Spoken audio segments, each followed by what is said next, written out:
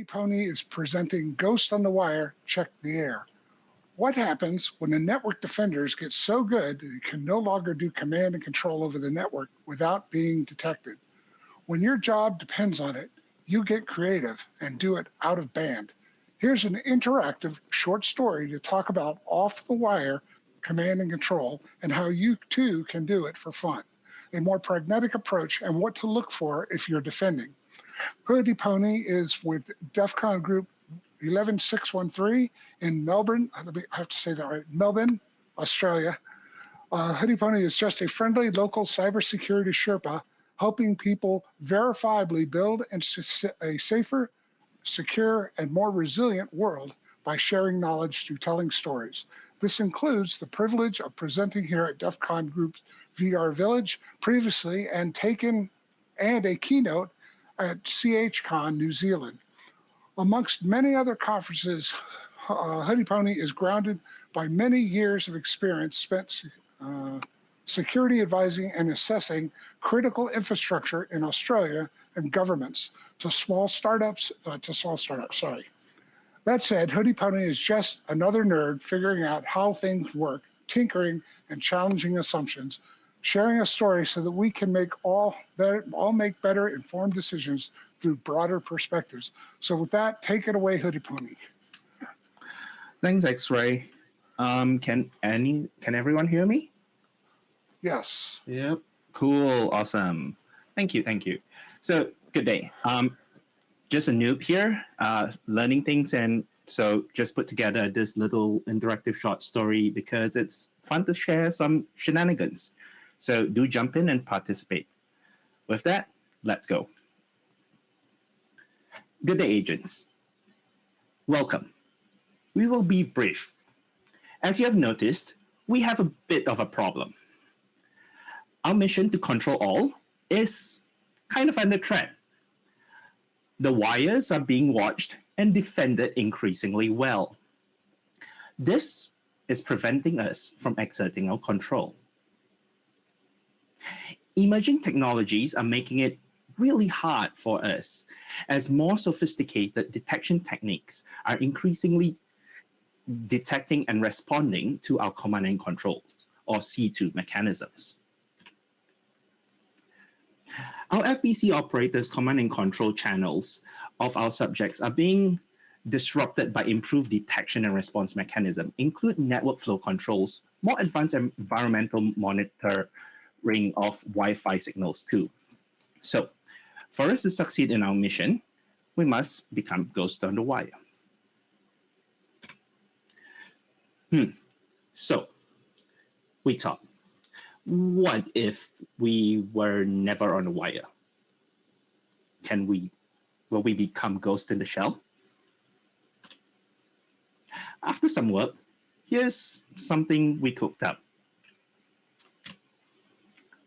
So switching over to a live demo, praying the demo gods bless this. Let's see how this goes.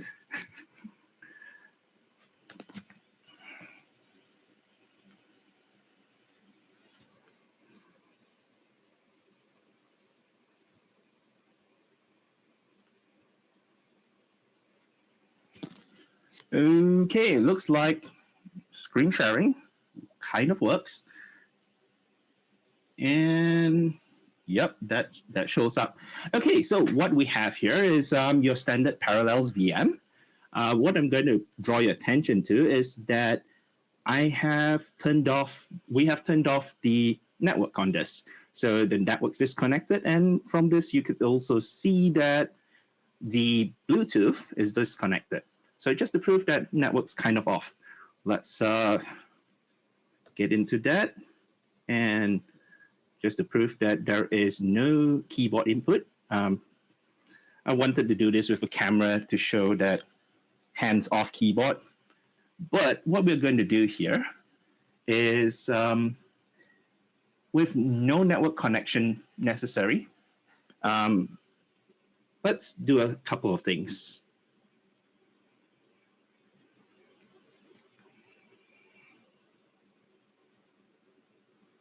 So we've just done that. Hi, Looks like the demo's working. Yeah, that works. Cool.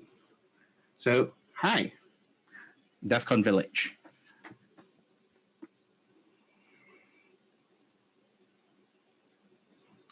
So, what we are seeing here is that, let's prove that there is actually no network connectivity on here. Let's do that. So we could see, by running something like that's your standard IP link show, everything's kind of down. There's nothing up. There's just a loopback being up. Yeah. And look, no keyboard. But, it's hard to say with a screen share, right? So let's do something live. Maybe this. And we get the real time. Yeah. So that's the current time in UTC because UTC rocks. Anyone wants me to, type something to prove that this is a live demo and that is not a video recording? I can do an echo of something. What do you want me to say? Banana. Banana? Okay.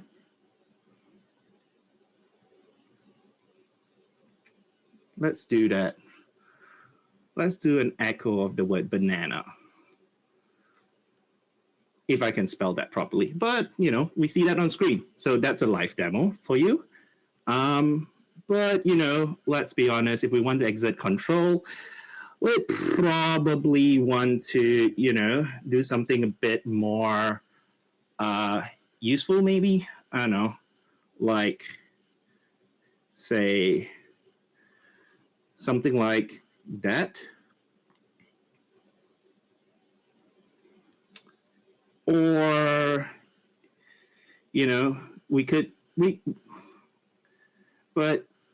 can always just do more, right? Besides just listing and stuff, we can say, do that. Oh yeah, that went out of time, but oh well, that kind of works. But, let's try simulating something more useful or exerting more control. Let's say we do that. And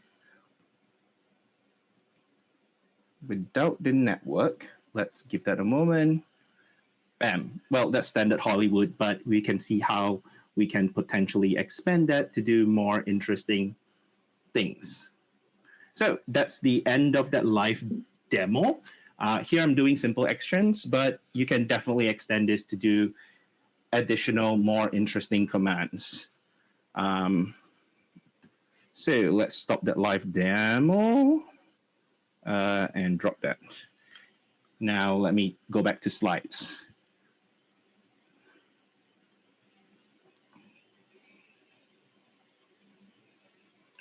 So that was the POC. What do you think? Oh yeah, feel free to leave your mics unmuted if you want. It's interactive. So excellent. Yeah, demo gods kind of worked, so we don't need to use that thing that we prepared earlier. So what the heck just happened? Anyone want to guess? Edward hacked your computer. Well, that could have happened. That's definitely possible. You're playing chess with Edward?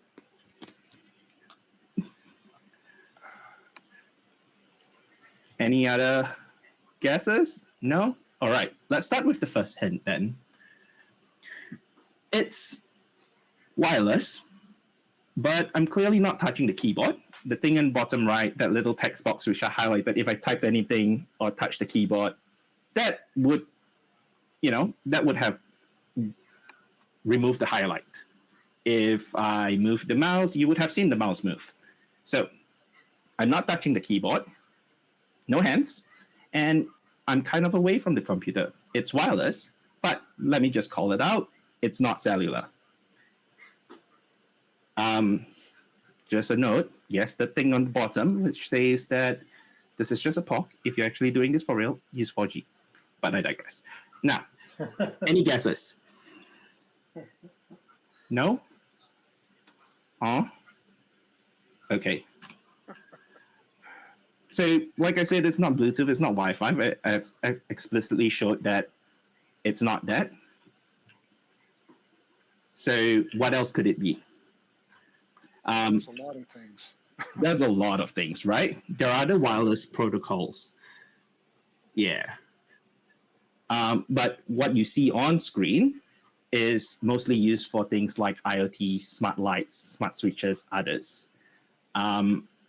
Like Wi-Fi and Bluetooth, these are also in the ISM, or the industrial, scientific, and medical radio spectrum. It could be this. Is it this? What about ultrasonics and infrared? Well, this is running within that VM. It's not that. So, Would I see it on an SDR? you see it on an SDR. What?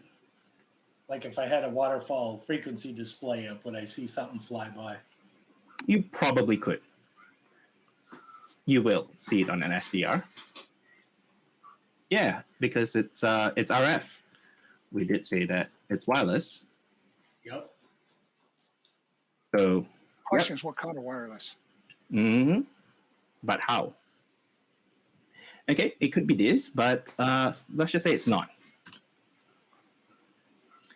How about pages? Old school, but it works.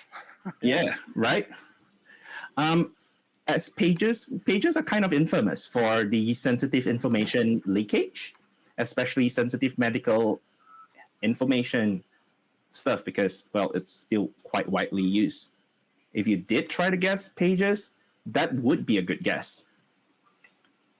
Well, so if we take a closer look at the messages on screen, as we can see from here, automated systems from various things, including large consultancies, do use it for comms. And it's been observed that there are systems which use pages for command and control. So that would actually be quite a good guess if you were thinking about it. But, since I'm talking about this and saying this, well, it's not. So before I move on to the next slide, anyone wants to guess? No? Yes? Looking around for guesses. No? Okay. Let's move on then. Well, defenders in mature organizations are getting better at detecting and responding to this as they are increasingly becoming ubiquitous. And well, with pages, every few years, they make the press and there is an outrage. So this means that defenders in more mature organizations know how to detect, deny, and disrupt our C2. We can't really have that, can we? So, especially because this larger, more mature organization is exactly where we want to be in. So how did we do it? Well, we use the protocol that is not on the ISM, not on the ISM spectrum, because it's common, and it's also a very congested RF space. So mature organizations would kind of be looking at it. It's never on the network. So if there's no PCAP, all your NDRs, all that magic sauce, doesn't quite work, does it? Well, but the total number of people that can legally use it is quite limited. It's rare, So, I mean, it's unlikely a priority for most defenders to mitigate. Wait, am I blocking? Yeah. So what we did here was we did an out-of-band command and control via APRS. Yep, we could have started with this slide, but where would be the fun, right? So let's talk a bit about APRS. APRS is a real-time tactical digital communications protocol for exchanging information between a large number of stations covering a large local area. It was initially developed at the US Naval Academy by Bruninger. It was used for tactical messaging and position tracking, including by FEMA. It is now a global amateur radio comms network built on top of AX25. On 2 meters in the US, it's on 144.39 megahertz. In Australia, the national network is operating on 145.175 megahertz. It is within the amateur radio license spectrum. I'm going to use the Australian examples here because I'm from DCG 11613 in Melbourne, Australia, so we'll go with that. APRS goes way further than you'd expect. This thus serves as an alternative, sufficient enough comms network when cellular is down. As you can see here from Melbourne, we're making contact with stations over 200 kilometers away. Besides, satellite, cellular, and say the internet, very few protocols do communicate over such wide distances. Well, we have a few other digital protocols, but let's set that aside for a moment, like DMR and stuff. Today, APRS, or a variant of it, specifically, is used by ships and AMs for position tracking and communications, including various weather reports. But, you know, the usual disclaimer before we go further and I show you how to actually do this, these are within the license spectrum. So please don't attempt without a amateur radio license or without supervision of one, whatever is according to your local rules. So get a ham license. Gibio did a good talk last year at this venue as to why hackers should get a ham license. This is one reason why, because it's kind of illegal to transmit without a license. So this is just a fun talk, proof of concept talk to talk about RF and non-IP based networks. It's not really practical. Use a 4G modem, it works 1,000 times better. We'll talk about it later. But yeah. And as you can see in the next slide, these messages are public and monitored. Under the ham license rules in Australia, we are not allowed to encrypt our transmissions without explicit authorization from the regulators, so everything is in plain text. If you'd like to chat more about it or try APRS messaging out, talk to your local amateur radio group. With that, let's get back to it. So here's how to do it yourself, especially if you have a ham license. Just a note, surprisingly painful, but yeah, let's go. Step 1, get your license. ARL, for those in the US and those in Australia, WIA has really good starting guides. What we are covering here is, just get a RTL SDR and a TX capable radio. We're not going to dig too deep into what transmit capable radio because that's a very long conversation. Have that with your local ham group. You'll need a Linux-based computer, example Raspberry Pi or something. Some free open source software, and we're going to use APRS Droid and Droid app. We are covering the configuration details here, as really during my journey of this, it wasn't as clearly available as it really should be. So hence sharing that. Okay, so start by installing these. Then what you want to do is create a direwolf config file with the following details. You will need to replace that your call sign with your own call sign, and as that will get transmitted with your messages.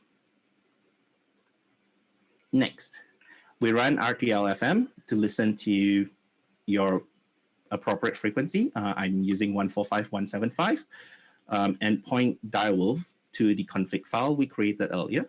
And if you're in the US, adjust this to 144.39.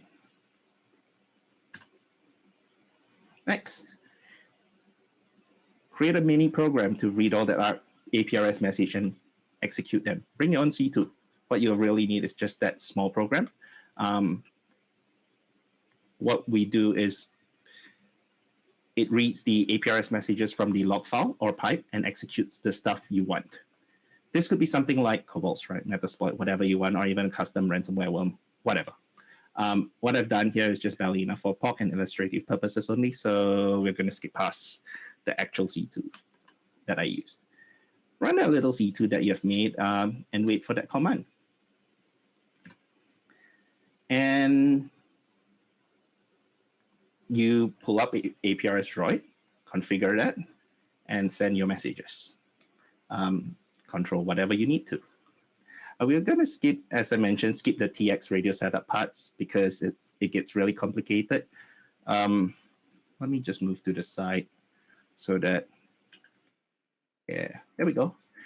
Yeah, so more details on how to set that up is available at that link on the screen, or talk to your local ham radio group, or hey, the ham radio village is running. Go check them out. So maintain control. Go hack the planet, I guess. Good luck, have fun. But that's not practical. I don't want to get a license. Fine. So let's talk about the 4G, 5G alternative and the more sensible Dropbox to use. Well, an option is to use an overlay network like Tailscale or Zero Tier so that it will do the whole magical net hole punching thing. And you'll be able to connect to it despite the changing IP address that typically comes with a 4G or 5G network. Or use any mature C2 that handles that well.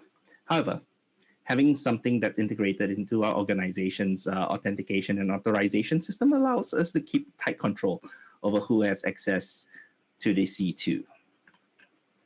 So what can we use? Well, you might have seen this in a glitch video, which he has done with a few with Hack5. This device doesn't do Tailscale out of the box, so some hacking is required. But in the hacker spirit, this bad boy can do so many things. The Raspberry Pi is still the GOAT. We just need to add a 4G, 5G hat, and we're good to go. Or if we want to get spicy, swap out that Tailscale with Cloudflare for some DNS over HTTPS fun that brings you. And all the joys blocking Cloudflare. But that's for a future version. So, right, the problems, right? All that is all good and all, but how can our targets actually mitigate it and stop us from actually accomplishing what we want to do? Let's talk about that so that you're aware. One of the best defense is still defense in depth. If at the end of the day we connect to the void, it's still the void. We still get nothing. So that would be pointless. Some controls that might raise the difficulty for control, for us to control, is network segmentation, like using VLANs, mutual TLS, on your NACs, doing physical network separation, air gaps, implementing a network access control, MAC address allowless, 802.1x, etc. This controls most mature organizations should have them and should be good enough. And already makes like rogue devices, like what we're trying to do here, getting onto the network really hard. By denying entry into the network and segmentation access, that kind of limits our area of control.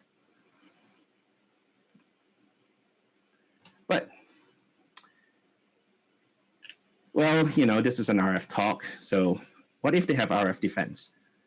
Say, yeah, it's kind of unlikely as it's quite costly to implement.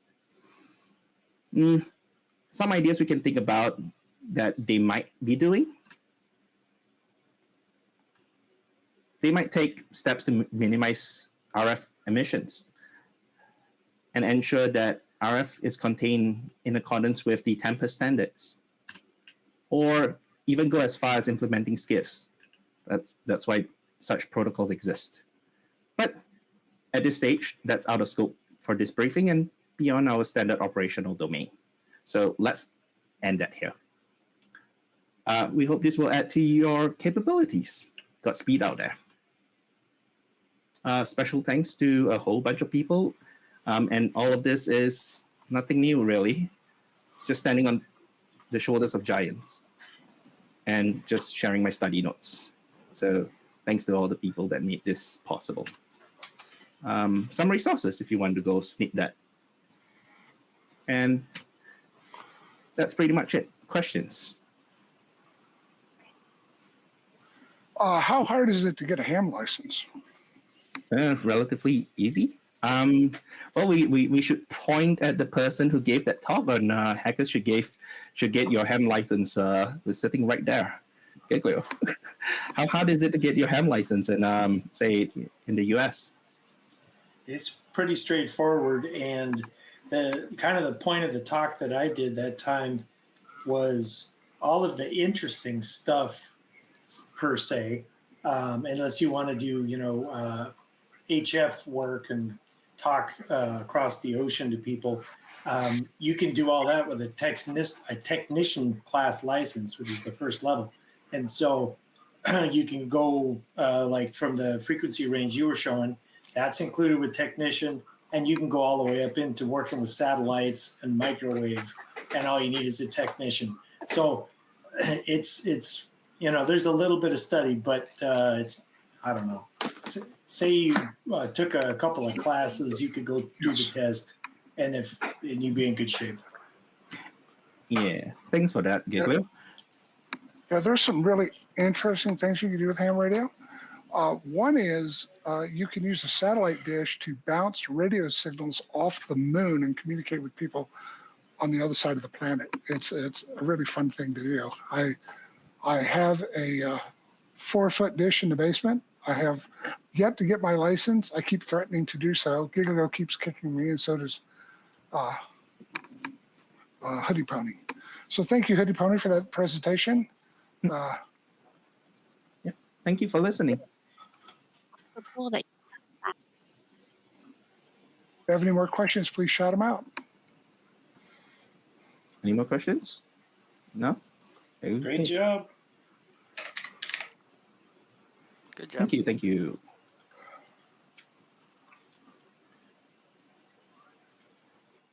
Our next presentation is at 10:05, so we have about 20 minutes, roughly. So, is that right? No, 30 minutes. So we'll see you here in 30 minutes.